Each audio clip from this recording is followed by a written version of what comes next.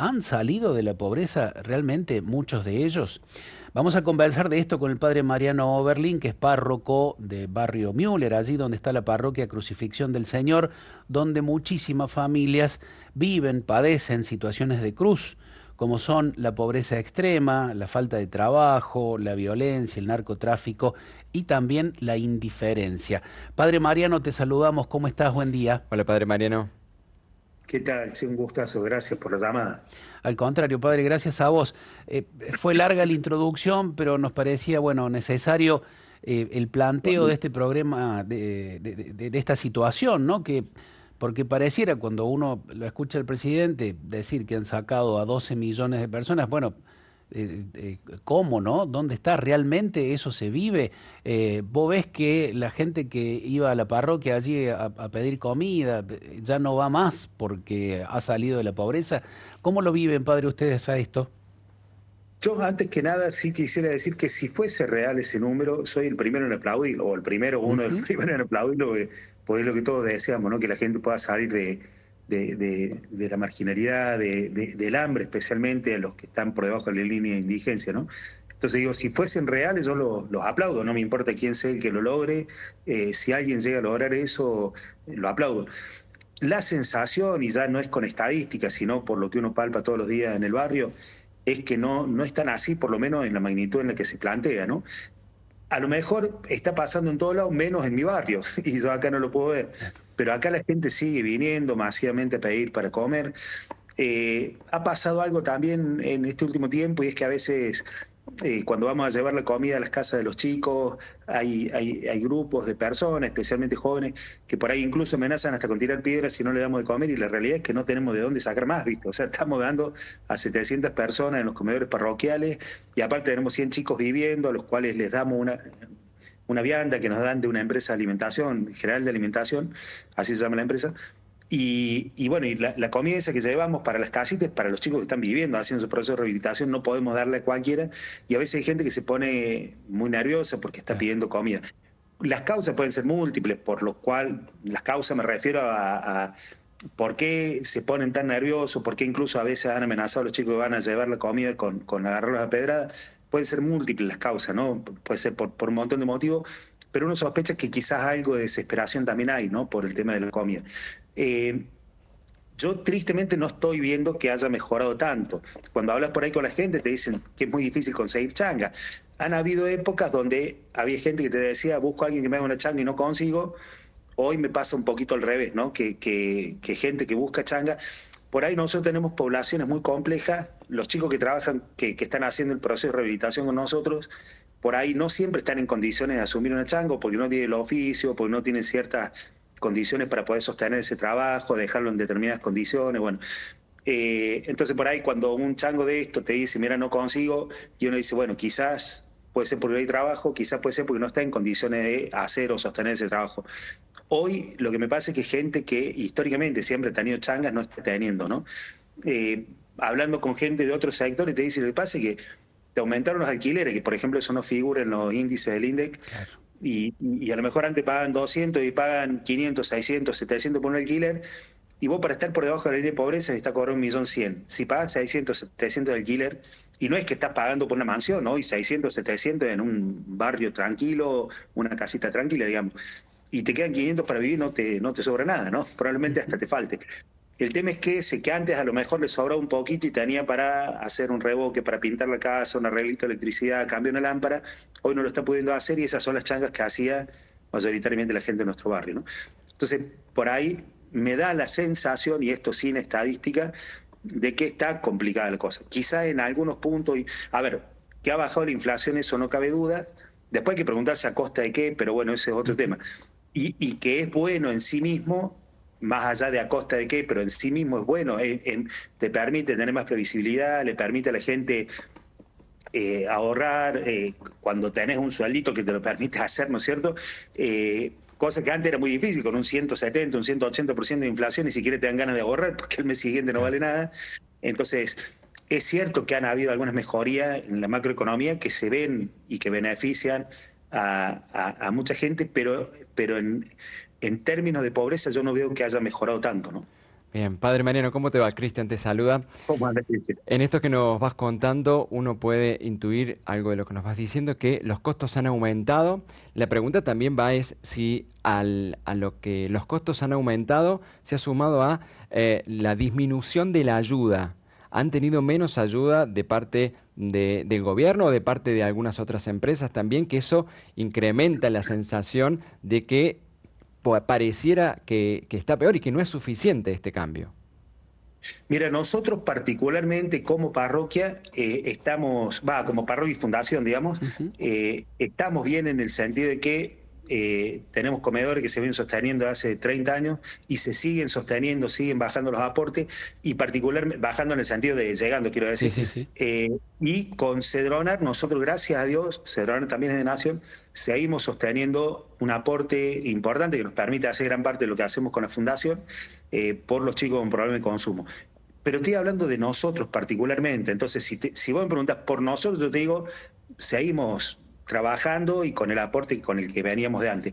Ahora, han cerrado un montón de comedores en el barrio, hay un montón de organizaciones que antes tenían comedores, hoy ya no los tienen, no reciben ningún tipo de ayuda, y eso afecta muchísimo al barrio. Entonces, sería muy egoísta si yo dijera, no, nosotros estamos bien y está todo bien, y sería injusto si no dijera que nosotros estamos Claro. recibiendo. O sea, nosotros estamos recibiendo, esa es una parte de la realidad, pero sí es cierto que se ha agravado la situación en el barrio porque le han cortado ayuda a un montón de gente que antes estaba pudiendo dar una mano. Y tristemente, cuando el Estado deja de estar presente, que es un poco también lo que decía el comunicado que han sacado los curas villeros, los que aparecen siempre son en general los poderosos, en nuestros barrios los poderosos son los narcos, ¿no? Ujú. Entonces, los que por ahí, a ver, no tengo la certeza de que muchos comedores, pero sí me he enterado de uno o dos comedores que antes recibían ayuda del Estado y hoy esa ayuda se la da un narco, ¿no? Entonces voy a decir, es tristísimo, es una contradicción, no podés estar pretendiendo ayudar a la gente si lo haces con plata de quienes están matando a los chicos, pero bueno, frente al hambre, como decía el dicho, para el hambre no hay pan duro, ¿no? Entonces por ahí hay gente que frente a la opción de poder sostener un comedor y que los chicos sigan comiendo, aunque sea a costa de que esa plata venga del narcotráfico, o de dejar a los chicos sin comer, y bueno, la opción no es tan sencilla, ¿no?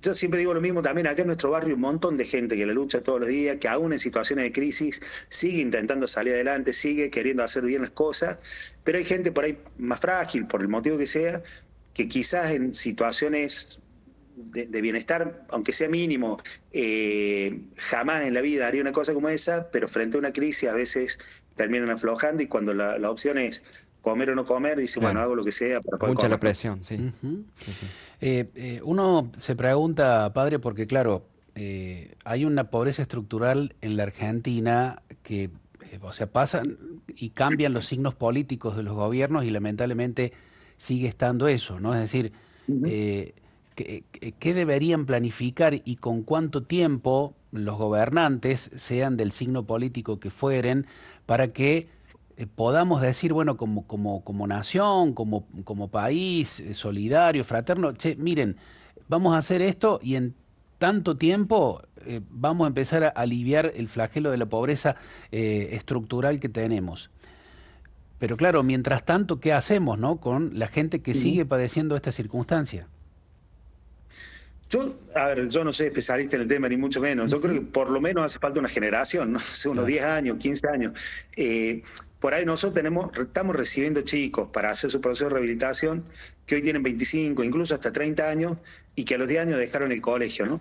Y claro. por ahí el colegio, uno puede estar más o menos de acuerdo con la política actual o anterior en educación, pero digo, se pueden discutir un montón de cosas, pero el colegio es el que de alguna manera te prepara para después sostenerte en la vida social y particularmente en la vida laboral.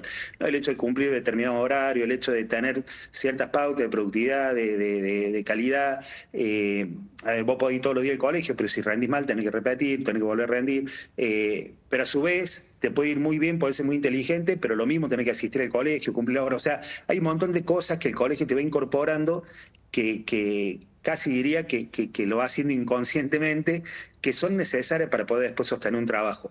El chico que dejó el colegio es muy difícil que después pueda sostener un trabajo. Y más todavía si adquirió los hábitos de la calle, no me voy a poner acá a discutir si son buenos o malos, digo, son los hábitos de la calle, Ujú. simplemente.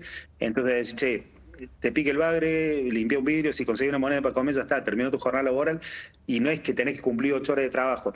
Una esquina donde sabés que se mueve plata y te pueden ayudar, no siempre se consigue dialogando, a veces, bueno, a las trompadas, digamos. Entonces, hay un montón de cosas, hasta modo de resolución de conflictos, que por ahí la calle practica y que no son muchas veces compatibles con la vida laboral. Ese chico de 25 años que dejó la escuela a los 10 años, ya perdió una gran parte de todo eso. No digo que es una batalla perdida, pero para que ese chico pueda sostener un oficio, pueda sostener un trabajo, y necesita educar esa parte que no fue educada en el momento en que debería haber sido hecho. Entonces, por ahí nosotros tenemos una cooperativa, hay chicos que están trabajando, que lo dejó, son muy buenos técnicamente, pero bueno, por ahí se agarran a trompa con el compañero, se insultan todo el tiempo, no le dan corte al jefe o al coordinador, o bueno, yo digo un montón de hábitos que es necesario incorporar. Yo digo, hoy tenemos un montón de chicos que a los 12, 13 años están dejando el colegio, una deserción escolar en la secundaria muy importante, y me parece que si no logramos, por un lado, cambiar un poco los incentivos para que los chicos puedan seguir en el sistema educativo, o generar algo alternativo que les pueda proveer de los hábitos necesarios para poder sostener un laburo. Y además, a los que ya lo han perdido, si no generamos algo para recuperar eso, es muy difícil, ¿no? Yo por ahí, vos recién hablabas de la pobreza estructural. Yo, a ver, digo esto muy livianamente, sé que es mucho más complejo, pero para medio gráficamente o caricaturescamente, es decir, che, hay gente que ha tenido trabajo, que en una situación económica mala del país, cuando haya sido, o sea ahora o cuando sea, se queda sin laburo. Si después la economía se acomoda y es cuestión de que vuelva a surgir una oportunidad laboral y la vuelve a tomar y vuelve a incorporarse en el sistema. El que ha estado siempre fuera del sistema, aunque mejore la economía, no siempre logra incorporarse, ¿no? Yo creo que eso es un poco la raíz de la pobreza estructural, ¿no? Las estructuras que hacen que las personas que están por fuera del sistema no puedan incorporarse, que no son siempre y solamente económicas, ¿no? Entonces, me parece que ahí es donde hay que apuntar. Y ese cambio de paradigma, ese cambio de estructura, justamente, porque estamos hablando de pobreza estructural, yo creo que lleva mucho, por lo menos una generación y quizás más, ¿no? Me parece que hay que pensarlo por ese lado también, ¿no? Bien. A veces se habla mucho de los talleres de oficio. Digo, para nosotros que hemos tenido la suerte de ir a la escuela, incluso hacer una carrera terciaria universitaria, el oficio por ahí es el 5% de la posibilidad de conseguir un trabajo, ¿no? Es decir, vos tenés un oficio o una carrera y es muy probable que consigas trabajo, pero porque tenés todo el resto de los hábitos incorporados. Claro. Para quien no tiene esos hábitos, el oficio es... Perdón, para el que tiene los hábitos, el oficio es el 80%, claro. O sea, porque los hábitos ya los tenés. Para el que no tiene los hábitos, el oficio es el 5%. O sea, si no podés cumplir con el resto de los hábitos, ser un gran soldador. Nosotros hemos tenido chicos, son excelentes soldadores, estoy pensando en uno particular, no voy a decir el nombre por supuesto, pero excelente soldador, pero no encajaba con nadie, no podía encajar en una estructura, no cumplía horario, no cumplía, y no le sirve de nada, en términos laborales, ser el mejor soldador, ¿se entiende? Sí, sí. Bien, o sea que ahí estás de alguna manera rescatando un camino de educación formal y de alguna manera también no formal, ¿no? Para que puedan sumarse e incluirse dentro de este proceso. Y pensaba, recién mencionamos al Estado, mencionamos la educación. ¿Qué otros factores, qué otros actores sociales son necesarios para que trabajemos esto de manera integral? Porque de alguna manera estás diciendo eso. No es solamente que tengan un subsidio, que tengan un oficio, sino hay toda una realidad que está de fondo que, por más que estén estos elementos que parecen fundamentales, de hecho lo son, hace falta un trabajo y una contención mucho más profunda. ¿Qué otros actores hacen falta que estén presentes para que este proceso pueda reactivarse de una manera distinta? No, yo creo que tenemos que estar todos, ¿no? O sea, en esto no hay forma de abordar esta problemática tan compleja si no es con acciones complejas. O sea, no es una acción, no es que si la escuela funciona un poquito mejor, ya está resuelto el problema. También hay que pensar cómo estamos parados como familia. Y cuando digo familia, acá me corro un poco del concepto, por lo menos católico de familia, digo, entendida simplemente como núcleo efectivo, ¿no? Si son papá, mamá, mamá, papá, mamá, abuelo, tío, primo, el que sea, el núcleo efectivo también habrá que ayudarlos a estructurarse de forma tal que puedan acompañar esa vida que va creciendo, que va formándose. digo, la familia tiene su responsabilidad en algún punto. Cuando hablo de responsabilidad también es un tema que me parece interesante. No estamos hablando de culpa, ¿no? Porque una vez yo me acuerdo que dije eso, no, pero ¿cómo va a ser tan cretino para echarle la culpa a la familia? No estamos hablando de culpa. Responsabilidad no quiere decir culpa, quiere decir habilidad de responder, ¿no? Entonces la familia tiene la habilidad de responder en ciertas cosas, o debería tenerla, y sería bueno proveer de esas habilidades, porque es parte también de esta construcción que queremos hacer, ¿no? Entonces digo, la familia por un lado, y vuelvo a decir, familia entendida como núcleo afectivo. El Estado, recién hablamos de educación, iba a decir, che, bueno, no hay forma de que mejoremos la educación si el presupuesto para educación se va achicando todo el tiempo, ¿no? Entonces, ese es otro tema, ¿no? Es decir, che, hay que usarlo bien el presupuesto, pero no se puede disminuir, ¿no? Educación, ciencia también. El tema de la generación de fuentes de trabajo. Por ahí, si habilitamos o si beneficiamos a los importadores por encima de los productores, también estamos en un problema y es muy difícil que haya espacio para generar entrenamientos laborales que permitan el progreso del país, ¿no? Entonces me parece que también eso, quien tenga esto, en todo caso, los empresarios, estaría buenísimo que también piensen que el fin de una empresa no es solo ganar dinero, que por supuesto que es uno de los fines y de ninguna manera es criticable, pero también es generar una comunidad mejor, ¿no? O sea, no hay forma de vivir mejor en una comunidad que se va degradando todo el tiempo, ¿no? Entonces, que se pueda ganar plata, pero pensando también en cómo hacer para que eso tenga un espejo en el resto de la sociedad, ¿no? Que el resto de la sociedad se beneficie de eso. No es solo maximizar la ganancia, sino también maximizar los beneficios para la comunidad.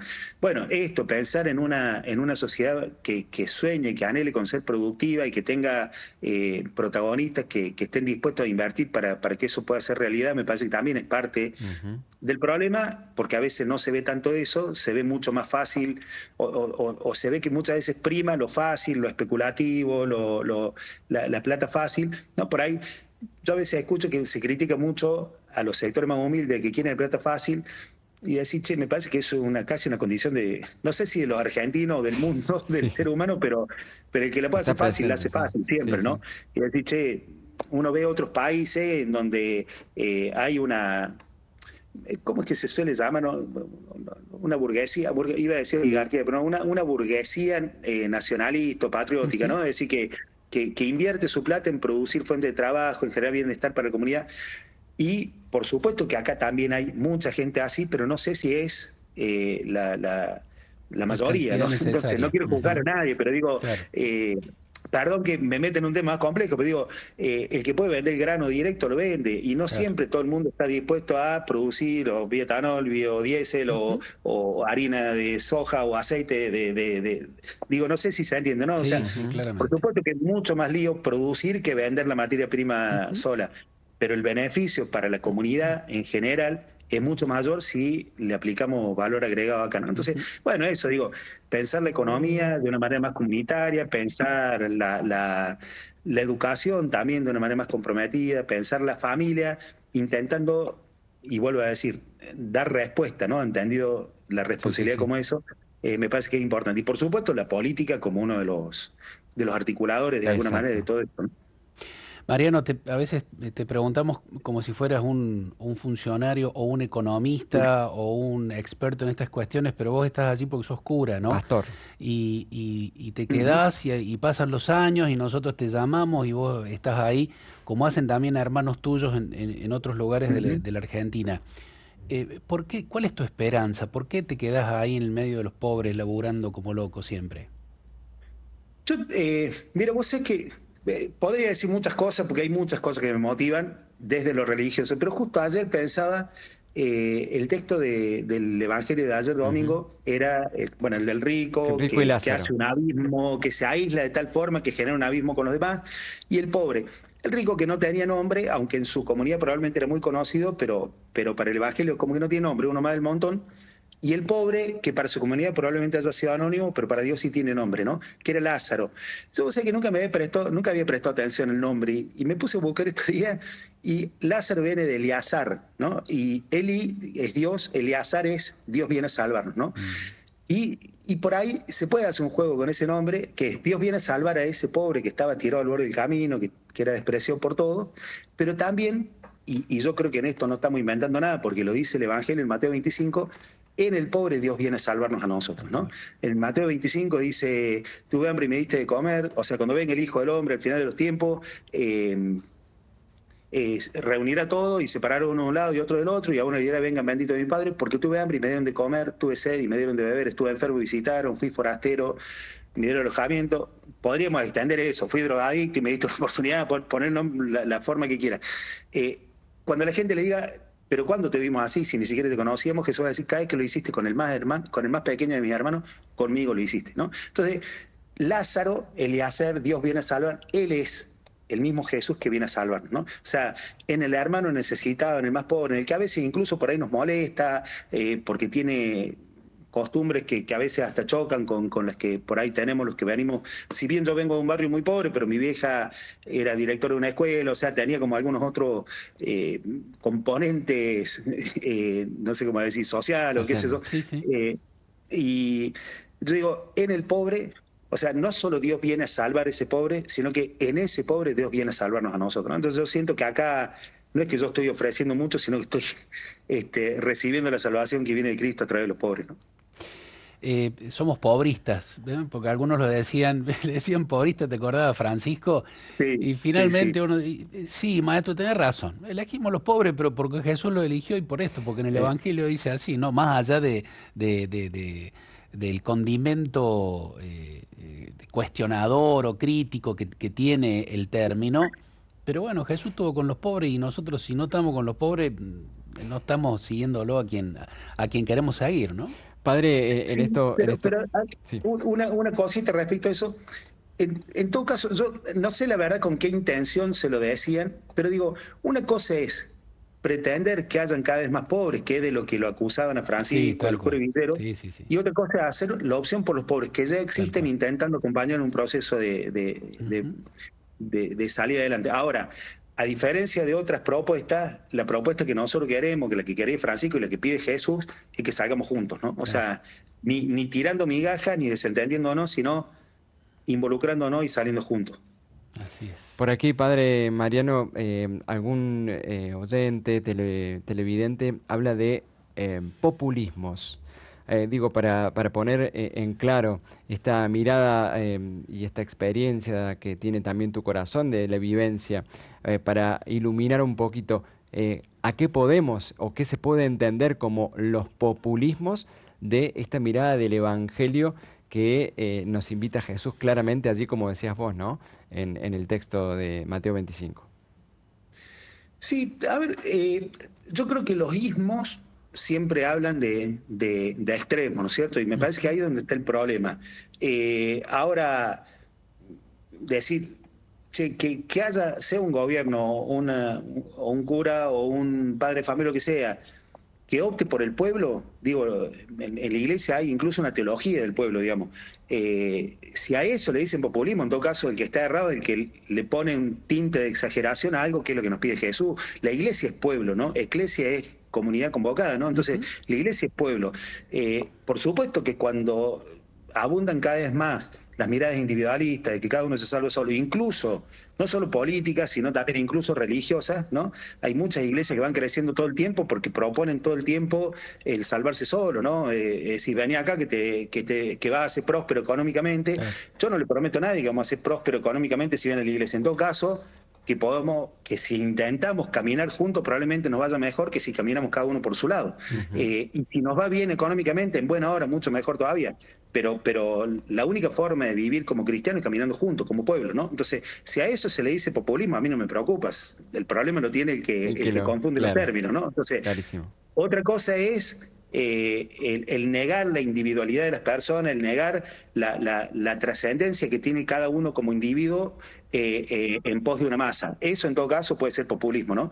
Que es la exageración del concepto de pueblo, desintegrando la individualidad. Ahora, una individualidad que se integra con una comunidad para conformar un pueblo, eso no es populismo, eso es lo que nos pide Jesús en el Evangelio, ¿no? Ujú.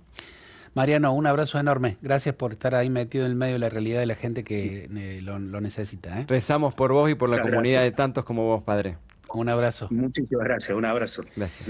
Padre Mariano Oberlin, párroco de Crucifixión del Señor, allí en Barrio Müller.